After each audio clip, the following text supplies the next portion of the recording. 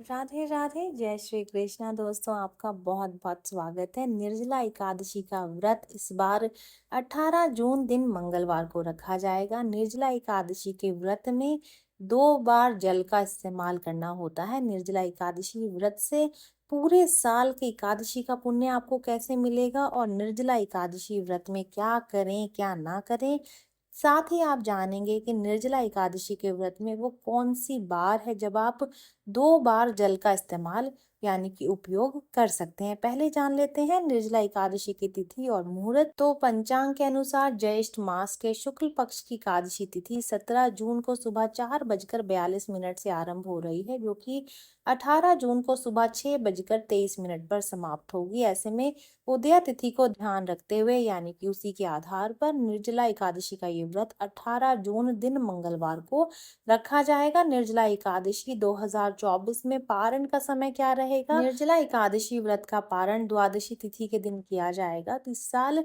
निर्जला एकादशी के पारण का समय 19 जून को सुबह 6:15 से लेकर के 8:10 तक का है। इस दिन निर्जला एकादशी व्रत रख करके भगवान विष्णु की पूजा करते हैं और कथा सुनते हैं। इस व्रत को करने से साल की सभी एकादशियों के जो व्रत हैं उनके बराबर पुण्य फल प्राप्त होता है और उस व्यक्ति को अंत में स्वर्ग की प्राप्ति होती है। विष्णु कृपा से वह मोक्ष को प्राप्त कर लेता है, उसे जीवन और मरण के चक्र से मुक्ति मिल जाती है। निर्जला एकादशी व्रत में सिर्फ 2 बार ही जल का उपयोग करते हैं, उसके बाद जल पीने से व्रत भंग हो जाता है। तो ये जान लेते हैं कि वो कौन सी बार है जबकि आप जल पी सकते हैं। निर्जला एकादशी व्रत से पूरे साल के एकादशी का पुण्य कैसे मिलेगा और निर्जला एकादशी व्रत में क्या करें क्या ना करें। निर्जला एकादशी में इस समय आप जल का इस्तेमाल कर सकते हैं। तो वेद व्यास जी ने जब भीम को निर्जला एकादशी व्रत के महत्व के बारे में बताया था, तब उन्होंने ये भी कहा था कि निर्जला एकादशी व्रत में केवल 2 बार ही जल का उपयोग होता है। पहला व्रत से स्नान के पहले यानी कि जब आप स्नान के लिए पानी का जल का इस्तेमाल करते हैं तो आप जल का इस्तेमाल कर सकते हैं, और दूसरा आचमन के लिए। आचमन और स्नान के अलावा जल का जो उपयोग है निर्जला एकादशी में वर्जित है। उन्होंने कहा है कि आचमन में 6 मासे से अधिक पानी ग्रहण ना करें और भोजन ना करें, अन्यथा व्रत जो है वो भंग हो जाएगा। आइए अब जानते हैं एक बहुत ही महत्वपूर्ण प्रश्न का उत्तर कि कैसे हमें पूरे वर्ष के व्रतों का पुण्य हम इस बार निर्जला एकादशी पर कैसे ले सकते हैं। तो वेद व्यास जी ने निर्जला एकादशी व्रत के महत्व को समझाते हुए बताया है कि यदि आप पूरे वर्ष के एकादशी व्रतों का पुण्य इस निर्जला एकादशी व्रत से लेना चाहते हैं, अर्जित करना चाहते हैं, तो आपको निर्जला एकादशी के सूर्य उदय से पारण वाले दिन यानी कि द्वादशी के सूर्य उदय तक जल ग्रहण नहीं करना चाहिए। यानी कि जिस दिन सूर्य उदय हो रहा है एकादशी तिथि में, तो वो जो तिथि है वो 18 तारीख को पड़ेगी। तो उस दिन से लेकर के 18 से 19 यानी कि 19 जून के सूर्य उदय तक आपको जल ग्रहण नहीं करना है। अगर आप ऐसा करते हैं तो पूरे वर्ष के एकादशी व्रत का पुण्य आप एक बार में यानी कि इसी निर्जला एकादशी वाले दिन आपको मिल जाएगा और मोक्ष भी साथ में मिलेगा। जान लेते हैं कि निर्जला एकादशी के दिन क्या करें और कौन से काम ना करें। तो निर्जला एकादशी व्रत के दिन पीले रंग के साफ कपड़े पहने। इस दिन काले भूरे रंगों का इस्तेमाल ना करें।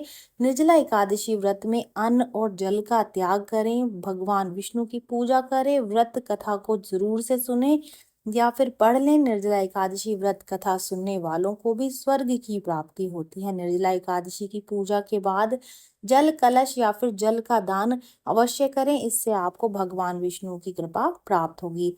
अब जान लेते हैं कुछ ऐसे कार्य जो कि आपको निर्जला एकादशी के दिन कदापि नहीं करने चाहिए। तो इस दिन झूठ ना बोलें, दूसरों से घृणा ना करें, दूसरों के बारे में भला बुरा ना सोचें, ना ही कोई बुरा कार्य करें, बुरा कर्म करें। व्रत हमेशा मन, कर्म और वचन की पवित्रता के साथ करते हैं, तभी वो सफल होता है। निर्जला एकादशी के दिन बाल ना काटे, दाढ़ी ना बनवाए, नाखूनों को भी ना काटे। एकादशी व्रत वाले दिन तामसिक वस्तुओं का सेवन ना करें यानी कि मांस, मदिरा, लहसुन, प्याज, इन चारों चीजों से दूरी बना करके रखें और इनका घर में भी इस्तेमाल ना करें। एकादशी के दिन घर में झाड़ू नहीं लगाते हैं ताकि उससे कोई भी छोटा जीव आहत ना हो जाए। कुछ सावधानियां भी होती हैं जो कि निर्जला एकादशी के दिन आपको बरतनी चाहिए। वो ये है कि निर्जला एकादशी पर सूर्योदय से पहले उठें, घर में लहसुन, प्याज और तामसिक भोजन बिल्कुल भी ना बनाएं। एकादशी की पूजा पाठ में साफ सुथरे कपड़ों का ही इस्तेमाल करें। निर्जला एकादशी का ये व्रत पूरे विधि विधान से परिवार में शांतिपूर्वक माहौल बनाए रखते हुए करें तथा सभी प्रकार की पूजा पाठ की सामग्री शुद्ध और साफ उसी को ही इस्तेमाल में लाएं।